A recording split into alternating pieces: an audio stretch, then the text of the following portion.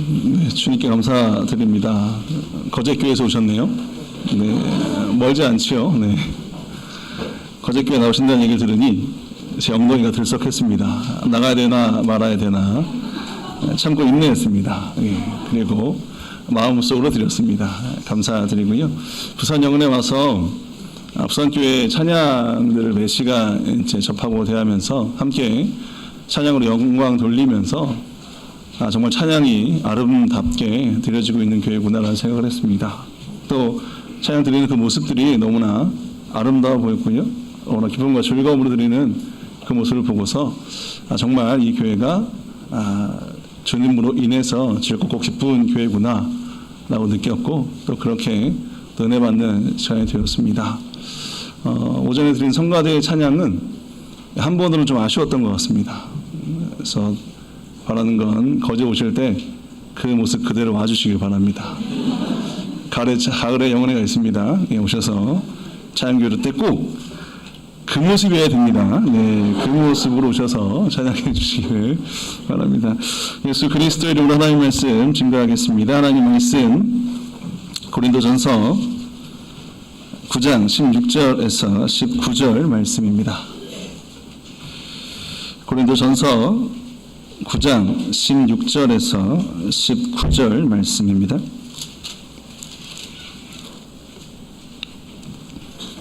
고린도전서 9장 16절에서 19절 말씀 저와 함께 한 구절씩 교독하시겠습니다. 제가 먼저 16절 말씀 읽겠습니다.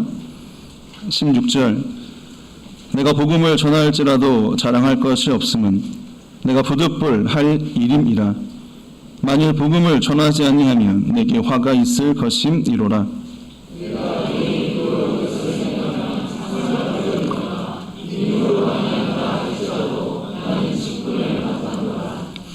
그러니 내 상이 무엇이냐? 내가 복음을 전할 때에 값없이 전하고 복음으로 인하여 내게 있는 권을 다 쓰지 아니하는 이것이로다. 내가 모든 사람에게 자유하였으나 스스로 모든 사람에게 종이 된 것은 더 많은 사람을 얻고자 함이라. 아멘. 오늘 말씀의 제목은 믿음 성숙함으로 라는 말씀의 제목입니다. 혹시 질문을 하나 한다면 여기 계신 분들 중에 이름이 성숙 있으십니까? 지금 손 드셔야 됩니다. 네. 다행히 없군요. 네. 옛날에 기억을 해보면 어렸을 때 이름 가지고 장난쳤던 기억이 있습니다. 근데 이름을 성숙이라고 가진 아이가 있었고요. 그 아이를 보면서 야 너는 이름은 성숙인데 왜 그러지 못한 거야? 라고 말할 때가 있습니다. 어떤 경우일까요? 이름이 성숙이라는 건 뭔가 잘하고 성장한 거지 않습니까? 자기의 것만 갖고 이것을 나누지 않는 이가 아니라 나눠줄 수 있는 사람, 함께 해줄 수 있는 사람, 이게 성숙이란 의미일 것 같은데 이름은 성숙인데 자기 것만 꼭 갖고 있는 아이를 볼 때 야 너는 왜 이름은 그런데 그러지 못한 거야? 라고 말하고 표현할 때가 있습니다. 제 이름은 성열입니다.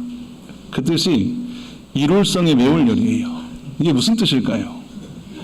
이룰성에 매울 열. 왜 이렇게 지으셨을까? 도대체 이해가 안 됐습니다. 아버지는 왜 이렇게 어렵게 이름을 지으신 거야? 나중에 생각을 해봤을 때 이제 합리화죠. 합리화.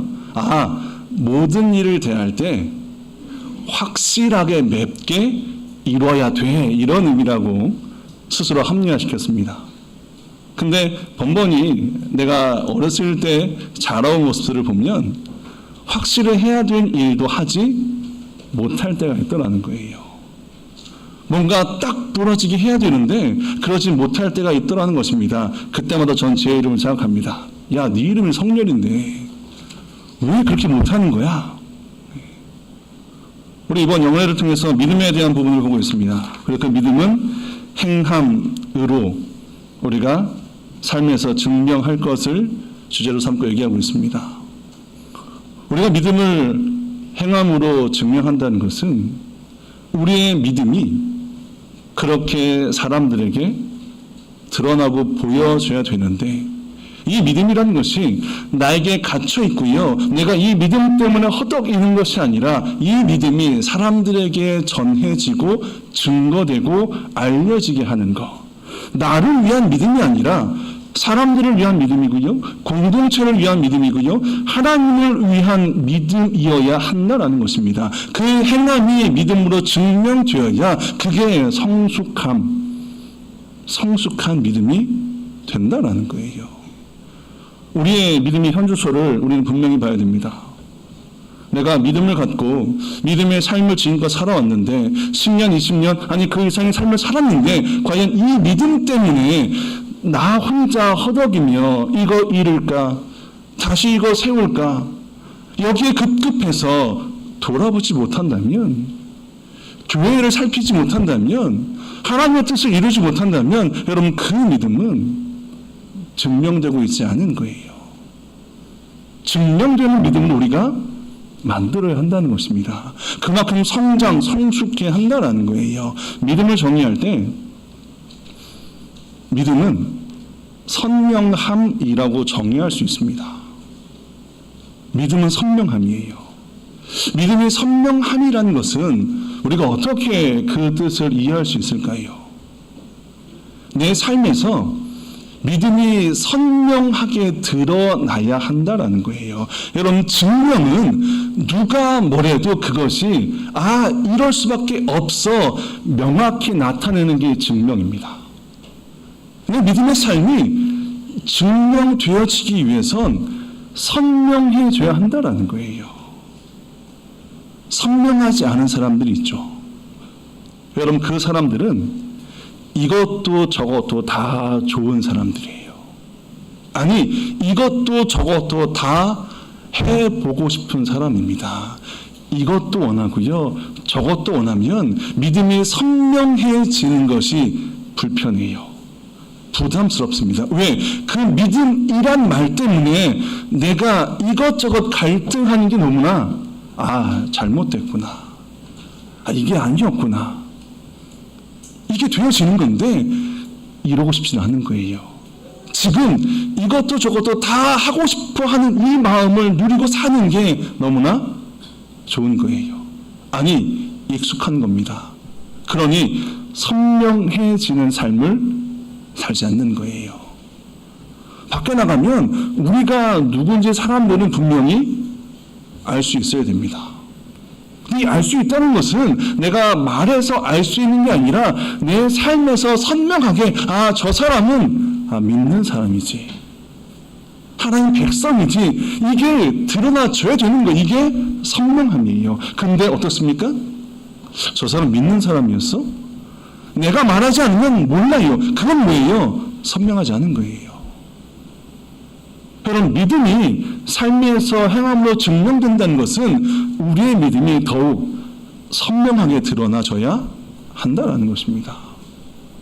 삶에서 내 믿음만을 위한 삶을 넘어서 믿음이 없는 그들에게 그 믿음이 증거됨을 통해서 믿음이 있지만 아직 잘하지 못하는 그들에게 이 믿음이 함께 성장할 수 있게 도와주고 그 일을 감당해 주는 것, 여러분, 이 행함이 지금 우리의 믿음의 자리여야 한다는 것입니다. 이렇게 증명될 때 누가 봐도 우리는 믿음의 사람인 거예요. 사람들 중에 우유부단한 사람이 있고요, 뭔가 딱 부러지는 사람이 있습니다. 그럼 딱 부러지는 사람에게 믿음은 어떻게 나타나고 있을까요? 한편으로 생각해 보면 딱 부러지는 사람은 믿음에 대해서는 조심합니다. 왜 조심할까요? 내가 딱 부러지니까 믿음을 선명히 보이려면 내가 그렇게 살아야 되거든요. 그런데 그러기엔 그 역시 말하기가 부담스러운 거예요. 다른 분이 딱 부러져요. 올 거 그러면 명확합니다. 그런데 믿음에 대해서만큼은 내가 그렇게 살 자신이 없는 거예요. 내가 그렇게 드러날 부분이 희미한 겁니다. 그러니 뭐예요? 이것도 선명하지 못하더라는 거예요. 근데 믿음은 선명해져야 됩니다. 나만을 위한 나에게 갇혀있는 내 믿음만 챙기는 것이 아니라 그 선명함을 통해서 믿음이 증명되고 알려져야 한다는 거예요. 오늘 말씀 속엔 바울 사도가 나옵니다. 그리고 그 바울 사도는 그가 어떠한 믿음의 삶을 살았는지 오늘 우리에게 들려주고 있어요. 결론부터 말씀드리면 바울의 믿음은 자기를 위한 믿음이 아니었습니다. 자기를 뛰어넘어서요, 다른 이들을 위한 믿음이었고요, 공동체를 위한 믿음이었고요, 하나님을 위한 믿음이 바울 사도의 믿음이었어요. 첫 번째 볼 것은 바울 사도는 어떠한 삶으로 그것을 보여주고 증거하고 있냐면 자기를 자랑하지 않아요. 자기를 나타내지 않습니다. 결코 자기를 드러내지 않는 이가 바로 바울 사도였어요. 16절 말씀 보시면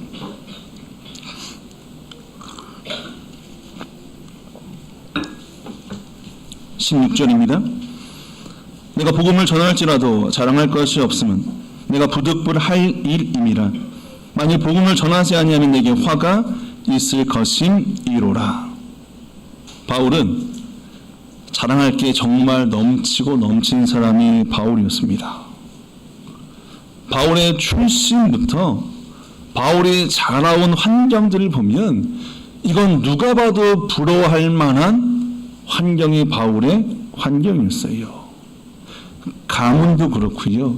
그가 성장하는 성장 배경도 그렇고요. 심지어 그는 그 당대에 가장 유능하고 가장 뛰어난 스승으로부터 공부하고 배웠습니다.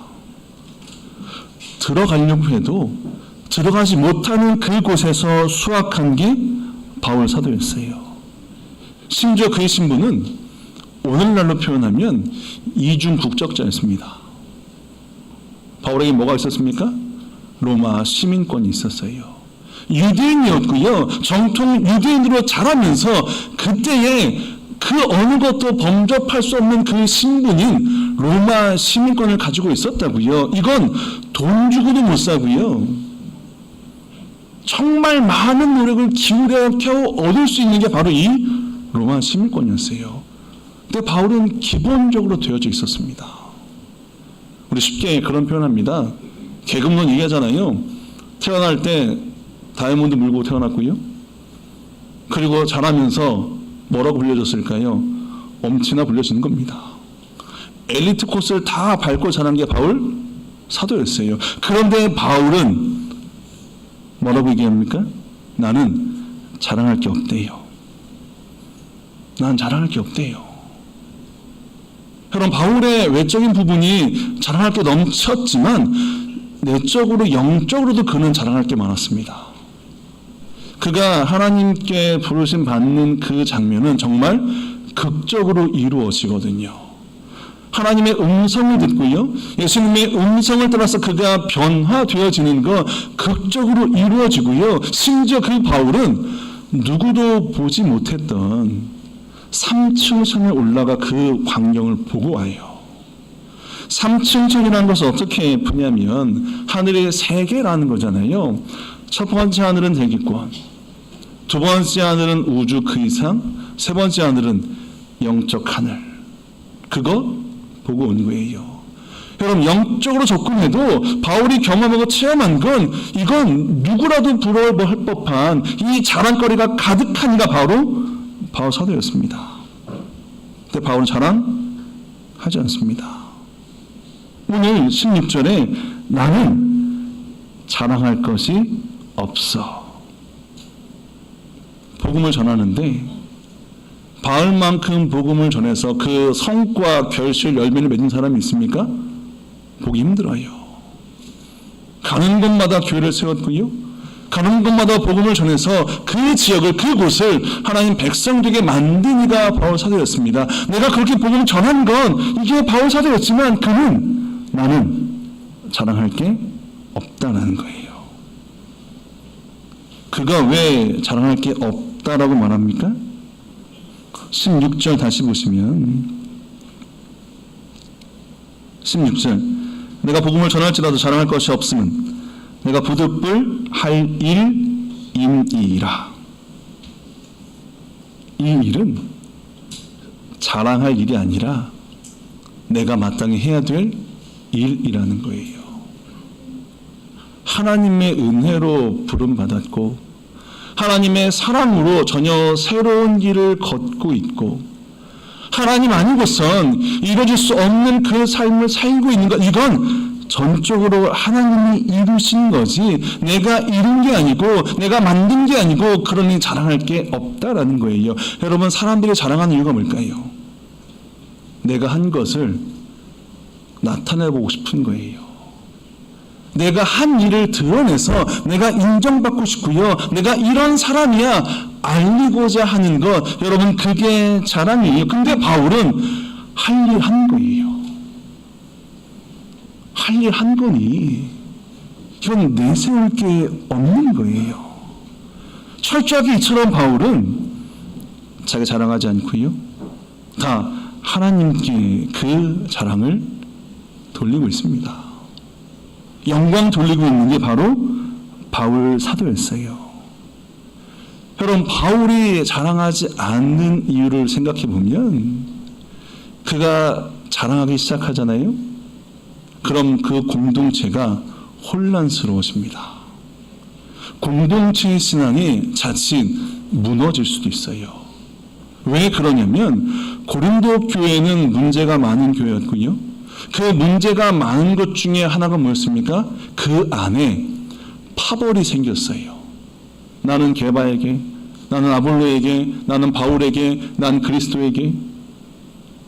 분명 하나님의 진리의 복음이 전해져서 그 복음으로 세워졌는데 그 안에 이편 저편이 생기더라는 거예요. 여러분, 고린도 교회는 바울이 그 지역에 가서 전도함을 통해 세워진 교회가 고린도 교회입니다. 그 교회에 바울이 자기를 이야기하기 시작하면 여러분, 그 교회가 어느 방향으로 가게 될까요? 거봐, 야 걔봐, 아볼로 다 필요 없어. 바울이 먼저야. 바울 누군지 알잖아. 바울 스스로도 그를 이야기하고 있잖아. 야, 너희들 다 필요 없어. 야, 그럼 우리가 바울을 향해야 돼? 바울을 통해야 돼? 이건 교회 혼란이에요. 교회 혼란입니다. 바울이 증거하는 건 뭐예요? 야, 그런 것들 다 필요 없고요. 오직 잘하게 하신 분, 그분만 보라는 거예요. 그분은 예수 그리스도. 내가 한 게 아니라, 너희를 거쳐갔던 그들이 한 게 아니라, 그들을 바라볼 게 아니라, 그들은 다 할 일 한 거고 오직 누구만? 그리스도만. 바울이 자랑하지 않은 건 그가 없어서 하지 않은 것이 아니라 교회를 위함이었습니다. 그리스도를 위함이었어요. 이게 바울의 믿음입니다. 믿음의 성숙함을 오늘 바울의 모습을 통해 우리가 분명히 봐야 한다라는 거예요. 종종 그런 표현들을 해요. 학생들, 아이들이 공부를 하기 싫어할 때 공부를 시키려는 부모는 뭐라고 이야기하면 공부하게 합니까? 공부해서 남주냐? 다 너 가져갈 거잖아. 다 네 건데 너 잘 되라고, 너 하나 보고 있는 우리 마음 좀 편하라고 너를 위해서 얘기하는 건데 왜 너는 공부하지 않아? 너는 왜 그 말 안 듣는 거야? 다 너 잘 되라고 하는 건데. 여러분, 이건 성숙하지 못한 거예요. 성숙한 모습은 뭐예요? 공부해서 남 주라는 거예요. 남 주려고 하는 게 공부입니다. 남을 위해서, 그들을 돕기 위해서 하는 게 공부라는 거예요. 여러분, 그렇게 말할 수 있어야 되고요. 그렇게 삶을 살아갈 수 있어야 돼요. 이 삶은 세상과는 배치되죠. 여러분, 지금 세상은 다 누구를 중심으로 돌아가고 있습니까? 나를 중심으로 돌아갑니다. 내가 최고예요. 내가 최고가 되어야 되고요. 내 중심으로 모든 일이 되어져야 되고요. 이게 어긋나면 안 해버려요. 내 마음에 안 들면 아무것도 안 하고요. 내 마음에 들 때까지 뭐예요? 계속 버티고 계속 안 합니다. 왜? 내가 중심이니까. 근데 하나님은 우리에게 뭐라고 말씀하냐면 그게 아니라는 거예요. 그게 잘못됐다는 것입니다. 하나님은 우리에게 주라고 말씀합니다. 나누라고 말씀해요. 너희가 정말 믿음을 가지고 있다면, 믿음으로 살아가길 원한다면 너만 보지 말고 세상을 보라는 거예요. 공동체를 보라는 것입니다. 하나님을 보라는 거예요. 예수님이 이 땅에 오신 건 하나님이 보내셔서 오셨는데, 예수님이 오셔서 한 일은 우리만을 구원하기 위해 오신 게 아니잖아요.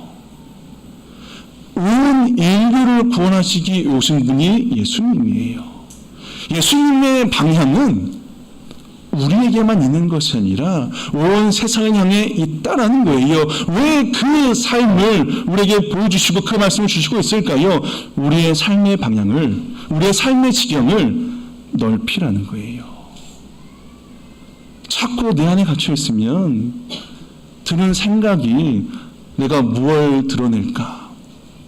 이거 칭찬받고 싶은데, 이거 인정받고 싶은데, 이거 말하고 싶은데.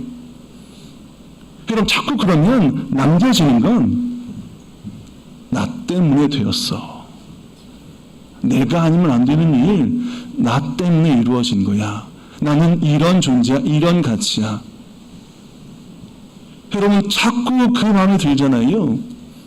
그럼 하나님 때문에란 그 단어가 점점 사라집니다. 하나님으로 돼서 이루어진 것들이 점점 사라진다는 거예요. 그 말은 다시 표현했을 때 감사가 사라지는 거예요. 왜? 내가 했는데 감사할 게 어디 있습니까? 내가 이뤘는데 뭐 감사할 표현 할 게 있어요? 없어요. 왜? 다 내가 이룬 거예요. 나 때문에 되어진 건데 어디에 그 감사를 표현하겠습니까? 근데 바울은 뭘 얘기합니까? 내가 놔둔 것은 내가 한 게 아니라 뭐예요? 오직 하나님의 은혜로 된 거라고요. 하나님의 은혜로 되어졌기 때문에 그것에 감사함으로 내가 하고 있는 이 일은 그냥 내가 할 일을 하는 것뿐이야. 자랑할 게 아무도 없어. 너희 날 그렇게 볼 필요가 없어. 내가 한 게 아니거든. 이건 하나님이 하신 일이야. 너희를 위해서? 아니, 궁극적으로 나를 위해서. 여러분, 믿음은 행함으로 드러납니다. 근데 그 행함은 내 믿음 챙기기 위한 나에게 갇힌 행함이 아니라 공동체를 위한 행함으로. 그런데 우리는 믿음의 삶이 어떤 삶인지 너무나 잘 알고 있습니다. 더 언급하지 않아도요. 내가 믿음을 갖고 있기 때문에 이렇게 살아가야 돼. 빛과 소금의 삶을 살아야 돼. 어딜 가도 사람들에게 예수님이 증거하시는 삶을 살아야 돼. 그런데 그렇게 알고 있지만 실제 내 삶에서 그 삶이 선명하게 드러나고 있냐라는 거예요. 내 삶이 안 좋아하잖아요. 지금의 삶이 좋은 거예요. 평안한 것입니다. 그냥 나중에 드러나면 그때 나 믿고 있었어. 내가 먼저 말하면 내 삶이 제약이 되는 것 같고요. 내가 누릴 일들이 점점 줄어드는 것 같고요. 나를 위한 삶이 점점 좁아지는 것처럼 여겨지니까 말하지 못해요. 드러나지 못합니다. 행함으로 증명하지 못하는 거예요. 근데 우리는 행해야 됩니다. 선명히 드러내야 한다라는 거예요. 그 정면의 삶을 사는 것이 우리에게 믿음을 주신 하나님의 뜻이고요. 하나님의 바람이라는 거예요. 두 번째 볼 것은 바울 사도는 자기가 가지고 있는 권리를 내세우지 않아요. 나는 이런 권한이 있어. 나는 이런 권리를 누릴 수 있어. 하지만 나는 이것 하지 않아. 18절 말씀 보시면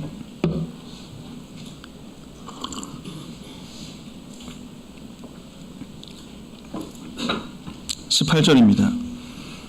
그런즉 내 상이 무엇이냐? 내가 복음을 전할 때에 값없이 전하고 복음으로 인하여 내게 있는 권을 다 쓰지 아니하는 이것이로다. 복음을 전하고요. 그의 삶을 살아가면서 바울은 그가 할 수 있고 누릴 수 있는 권한과 권리가 있음을 그도 알고 있습니다.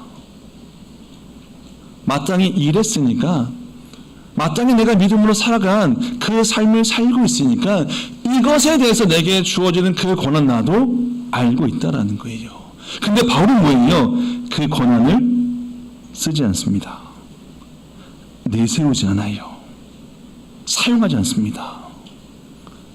그럼 이 권한을 이야기할 때 9장 4절부터 쭉 어떤 말씀이 나오냐면 9장 4절, 우리가 먹고 마시는 권위 없겠느냐? 우리가 다른 사도들과 주의 형제들과 게바와 같이 자매된 아내를 데리고 다닐 권위 없겠느냐? 어찌 나와 바나바만 일하지 아니할 권위 없겠느냐? 계속 뭘 얘기합니까? 권한 나도 있다는 거예요. 군인이 군으로서 누릴 수 있는 권한이 있고요. 농부가 누릴 권한이 있고요. 규례 지키는 이들이 누릴 권한이 있다는 거예요. 복음 전하는 이들도 마찬가지입니다. 그런데 나는 하지 않겠다는 거예요. 여러분, 바울이 왜 권한에 대해서 하지 않겠다고 주장하지 않고 있을까요? 15절 보시면, 그러나 내가 이것을 하나도 쓰지 아니하였고 또 이 말을 쓰는 것은 내게 이같이 하여 달라는 것이 아니라 내가 차라리 죽을지언정 누구든지 내 자랑하는 것을 헛된 대로 돌리지 못하게 하리라. 나도 알아. 근데 나는 쓰지 않아. 여러분, 바울이 권리를 주장하면 할수록 바울만 그 권리를 내세울까요? 모든 사람이 그 권리를 내세우려 할 것입니다. 작은 일만 하나 해도 내가 이거 했잖아. 나도 이거 누릴 수 있는 권리가 있어. 이거 내 몫으로 있는 거니까 내게 이거 줘야 돼. 마땅히 내가 그렇게 할 수 있어. 그럼 교회가 시끄러워집니다. 공동체가 혼란스러워지는 거예요. 한번 생각해 보세요. 안식일에 교회 왔습니다. 안식일은 평안의 날이라고 하잖아요. 안식의 날이라고 하잖아요. 권리를 내세우는 거예요. 나 안식일에 쉴래. 아무것도 시키지 마.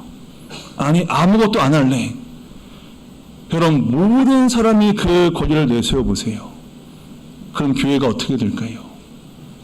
안식일이 어떻게 될까요? 여러분, 그 문제가 지금 보이는 거예요.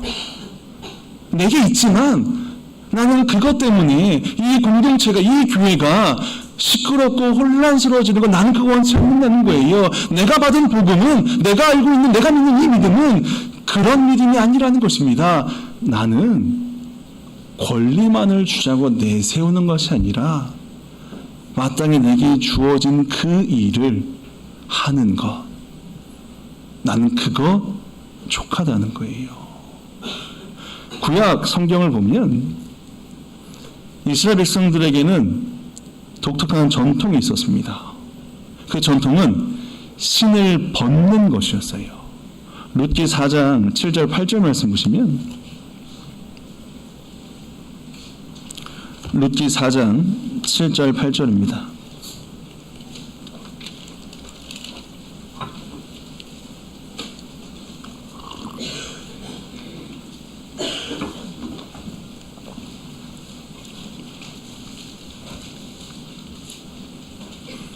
룻기 4장 7절 8절. 옛적에 이스라엘 중에 모든 것을 모르거나 교환하는 일을 확정하기 위하여 사람이 그 신을 벗어 그 이웃에게 주더니 이것이 이스라엘에 증명하는 전례가 된지라. 이에 그 기업 물을 자가 보아스에게 이르되 내가 너를 위하여 사라 하고 그 신을 벗는지라. 신을 벗는 행위, 이게 전통이에요. 어떤 전통을 말합니까? 권리를 포기하겠다는 거예요. 권리를 양보하겠다는 것입니다. 아니, 그 권리를 양도하겠다는 거예요. 난 더 이상 이것에 대해서 주장하지 않을 거야.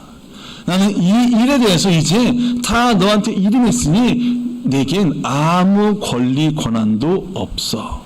이게 신을 벗는 거예요. 근데 이 신을 벗는 모습이 하나님의 사람을 부를 때도 이와 같은 모습이 언급됩니다. 출애굽기 3장 5절 말씀 보시면 출애굽기 3장 5절입니다.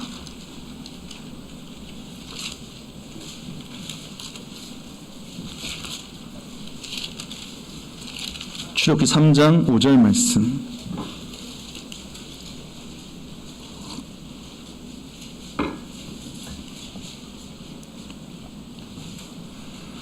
출애굽기 3장 5절 말씀.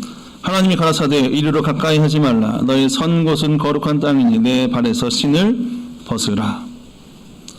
하나님이 모세를 부르시는 장면입니다. 떨기나무 가운데 불꽃 속에서 임재하신 하나님이 모세에게 나타났고요. 모세가 그걸 보고 하나님께 다가갑니다. 그때 하나님 말씀하세요. 너 신 벗어. 물론 거룩한 곳이기 때문에 그곳에 머무는 사람은 신을 벗는 것, 우리는 그렇게 볼 수도 있지만 한편으로 봐선 하나님이 모세에게 이제 뭘 말씀하는 거예요? 이제 네 삶 내려놓으라는 거예요. 지금껏 너가 살아왔던 이 권리 내세웠던 그 삶을 이제 내려놓고 하나님의 뜻을 따라서 하나님을 향한 그 삶으로 살아가라는 것입니다.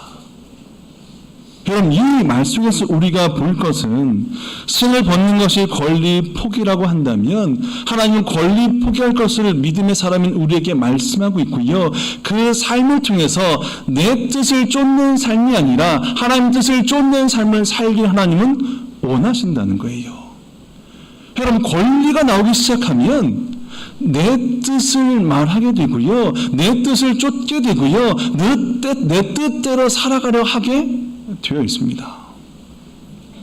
이걸 포기해야 여러분 그 자리에 하나님의 뜻이 채워지고요. 하나님의 뜻을 쫓아가는 믿음의 사람만 남겨지게 되는 거예요. 믿음을 얻고 누리는 그 시점은 사람마다 다 차이가 있습니다. 먼저 믿음에 들어온 사람도 있고요. 나중에 믿음에 들어온 사람도 있습니다. 근데 때론 먼저 믿음에 들어온 사람이 먼저 들어왔다고 그 먼저 들어온 것에 대한 권리를 이야기할 때가 있다고요. 있더라는 것입니다. 내가 먼저 이 교회에 있었고 나중에 이 교회에 온 사람을 향해서 야, 이 교회는 이런 거 있어. 내가 먼저 이곳에 있었으니까 너는 이렇게 해야 돼. 여러분, 이런 일이 있고요. 여러분, 이렇게 내세우기 시작하는 교회는 시끄러울 수밖에 없어요. 문제가 될 수밖에 없습니다. 충돌할 수밖에 없다라는 거예요. 교회를 하나 되게 하셨는데 하나가 아니라 둘, 셋 계속 나뉘어지게 된 것입니다. 교회마다 전통이 있습니다. 물론 그렇지 않은 것도 있죠. 근데 그 전통 때문에 교회가 시끄럽기도 합니다. 근데 이 전통은 말씀으로 믿음으로 하나님 뜻으로 이루어진 게 아니라 먼저 머물러 있던 그들이 해오던 것, 그게 전통이 돼서요. 그게 하나의 권리인 양 너도 이렇게 해야 돼. 이렇게 되더라는 겁니다.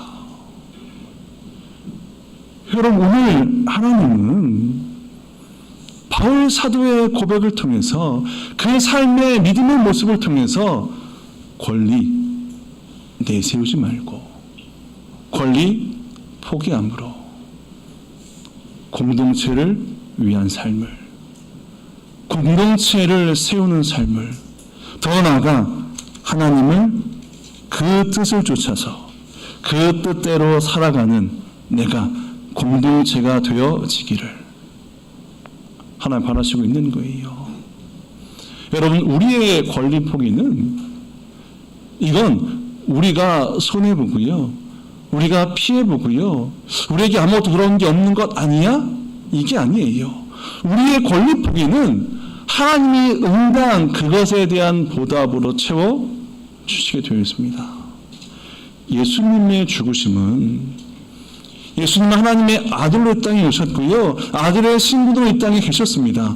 죽지 않아도 될 분이 예수님이었어요. 섬기지 않고요, 섬김의 대상에 계셔도 되는 분이 예수님이었습니다. 그런데 철저하게 예수님이 낮아지셨습니다. 섬기셨어요. 끝까지 복종하셔서 그 생명을 내어놓으셨습니다. 다 포기하신 거예요. 근데 포기하신 예수님을 하나님은 어떻게 하세요? 다시 높여주십니다. 다시 세워주세요. 하나님 보좌 우편에 예수님을 있게 하시더라는 겁니다. 이 땅에서의 나의 권리 포기는, 권리 내세우지 않는 것은 공동체를 위할 뿐 아니라 결국은 뭐예요? 나를 위한 길이에요. 여러분, 이게 우리의 믿음의 삶이어야 한다는 것입니다. 세 번째 볼 것은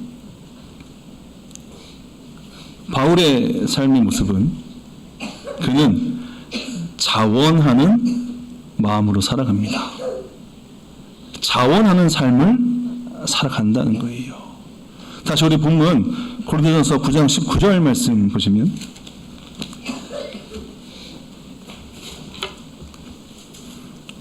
고린도전서 9장 19절입니다.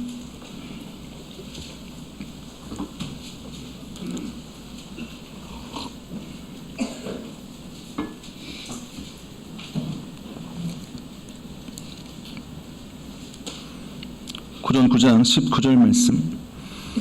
내가 모든 사람에게 자유하였으나 스스로 모든 사람에게 종이 된 것은 더 많은 사람을 얻고자 함이라.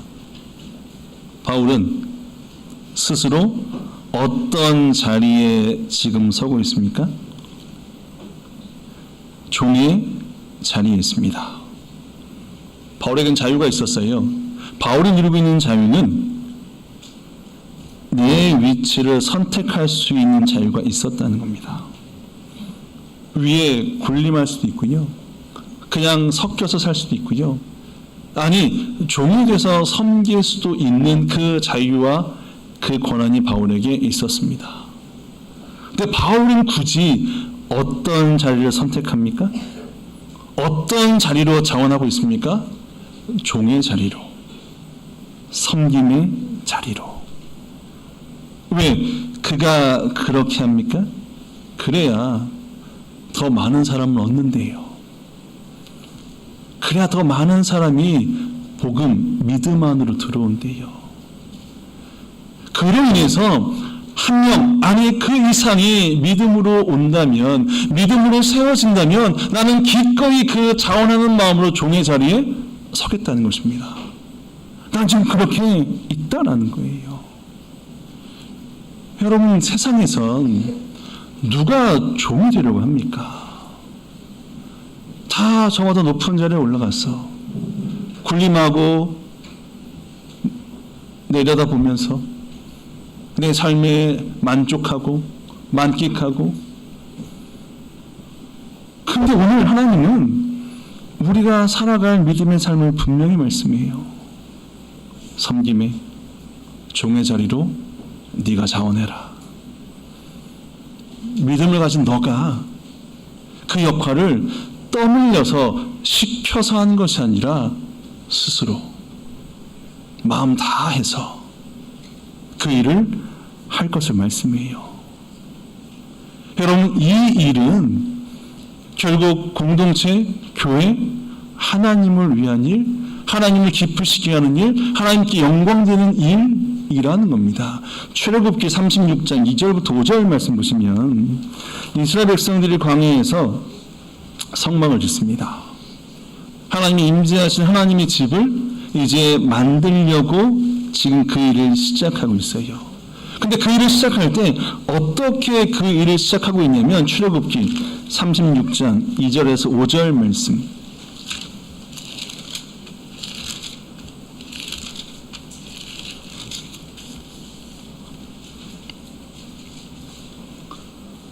출애굽기 36장 2절에서 5절 말씀.